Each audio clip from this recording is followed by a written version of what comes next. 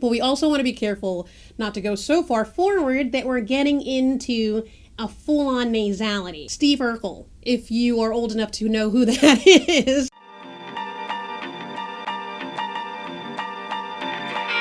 Hello and welcome to my channel. I'm Onyie and this is Onyie Sings. Welcome everyone and thank you so much for coming by.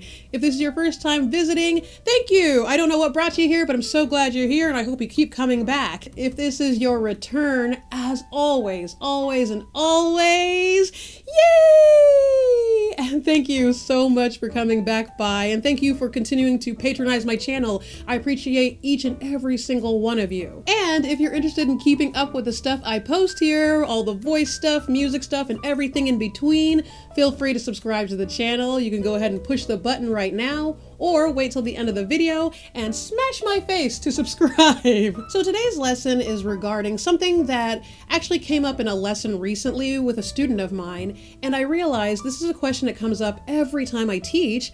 What is the mask? To begin, the mask of the face deals with vocal placement. What we consider to be the mask is literally the front of your face. It's very similar to thinking in the idea of actually having a mask on. Where would that mask lay on your face? Right in the front. Cheekbones. Think of singing into your cheekbones, but the mask of your face is right here. I don't know if you've ever seen The Phantom of the Opera. If you think of where the phantom mask lives on your face, that's pretty much where we're thinking of the mask of your face. What's the importance of understanding the geography of the mask of your face? Oftentimes when someone brings up the mask, they are referring to wanting the tone of your voice to be something closer to the way it would sound if it resonates near the front of your face. So that usually has something to do with a timbre or color of your tone quality that they're going for. It's also the healthiest way to have resonance in your voice. To let it ring right in the front of your face is the best place to let it live. When we speak about resonance, we're often talking about things that have to do with registration, which we've talked about in a previous video.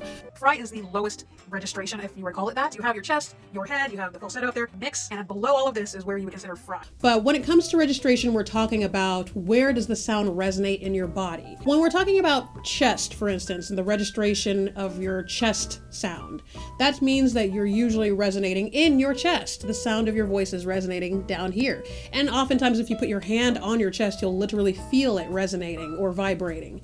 So when it's chest, it's down here. When it's head, it's up here. When we're talking about a mix, we're talking about mixing that registration between your chest and your head. When we're talking about singing into the mask, we're meaning more forward towards the front of your face. So you might say, how do we go from the chest to the head to the front of your face? It just has to do with where we're sending that sound, where you're focusing the sound of your voice. What does it sound like when I send my sound back towards the back of my throat?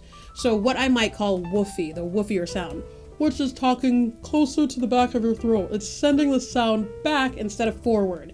Just sending it back and you get more of, oftentimes you'll get more of like the Kermit the Frog kind of voice or any of those kind of voices if it goes too far back. By way of healthy singing, you never want to be all the way in the back of your throat. We want to keep the sound somewhere in the middle, not quite all the way in the woofy in the back of your throat. But we also want to be careful not to go so far forward that we're getting into a full-on nasality. Steve Urkel, if you are old enough to know who that is. This is closer to the Steve Urkel. We're getting towards closer to something that you might consider a chipmunky voice or something like that.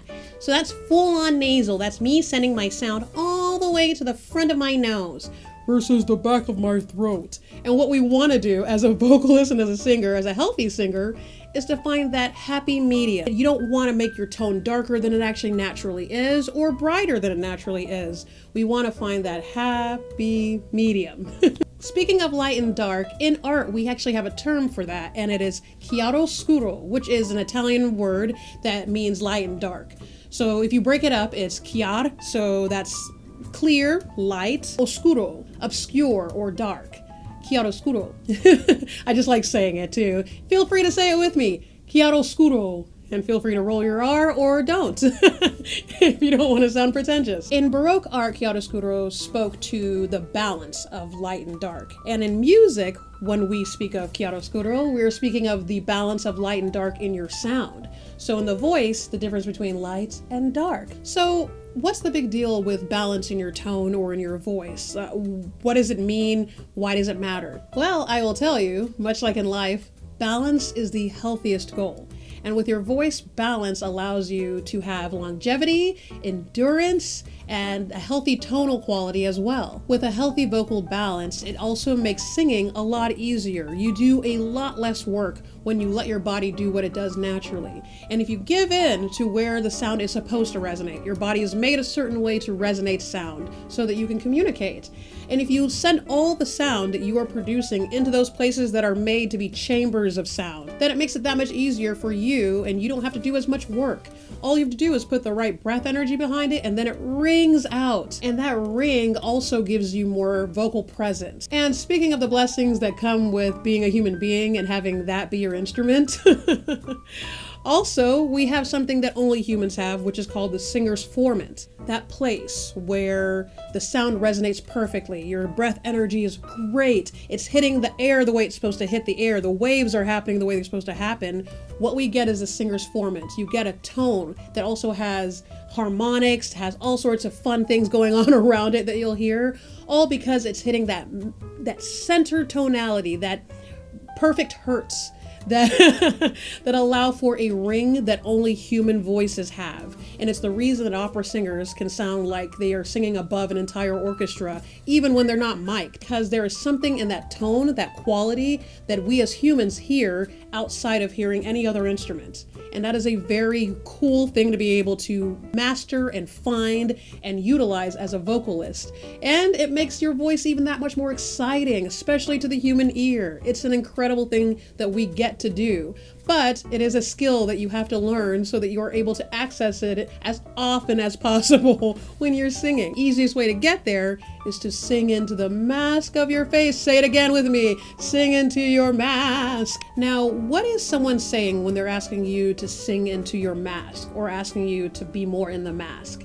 What could that possibly mean if a conductor or vocal director or whoever says to you, we need it more in the mask of your face? Sometimes what they mean to say is that they just need the sound to be more forward, which might mean that you are kind of going into the back of your throat. You might be getting a little bit too woofy, a little too much into a darker tone. You might be affecting a darker tone, but which is what I'm doing right now.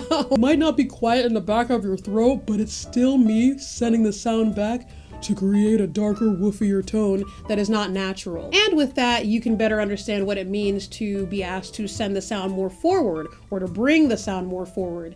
It truly means just send it further out of the back of your throat and more towards the mask of your face. As you can probably tell by now, basically what we always want to head for is balance. What we always want to find is that happy medium. Let your muscles, let your skeleton, let your skull do the work it was made to do. Let it take your voice and send it soaring. And therein ends our lesson today. So, what is the homework today, you may ask or not ask, but I'm telling you right now. Okay. The homework for today: get to know your voice. Record yourself playing with placement and listen back. So yeah, just record yourself singing through something, play around with what it feels like to send the sound way far back and way far forward. Start to get to know what it feels like to create that resonance, because that's what's going to actually help you as a singer. More than listening is feeling. So when you feel certain things, you'll be able to fix in the moment, even if you can't necessarily hear it. You'll know this doesn't feel healthy, therefore I need to do this, that, and the other thing. The only way you can know that, though, is by getting to know your voice in that way. The more you get to know your body, the more you can trust your body and the way things feel, and the more you can trust yourself to make healthy choices with your voice. So let's get to know our voice and start recording and listening and practicing. Thank you so much for coming by. Thank you for staying till the end. If you're still here with me, thank you, thank you, thank you. Feel free to share this video and all my videos and any of this information with anyone you think would be interested, other vocalists, other musicians, whomever. Feel free. Speaking of sharing my videos, I also have a playlist we can all share. So feel free to check out my playlist with all the voice lesson videos, all the tips and tricks that you can enjoy right here at your fingertips. Thank you as always. And if you enjoyed yourself, like, share, and say hello there. Bye.